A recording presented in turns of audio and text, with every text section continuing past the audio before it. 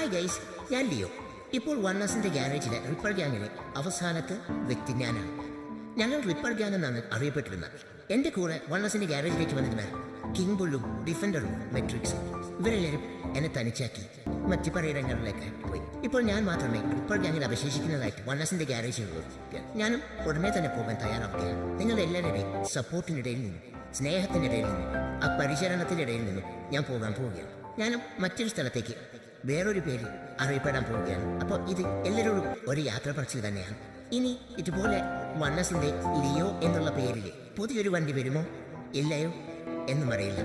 അപ്പോൾ അതും ഒരു ചോദ്യചിഹ്നമാക്കിയിട്ട് ഞാൻ പോവുകയാണ്.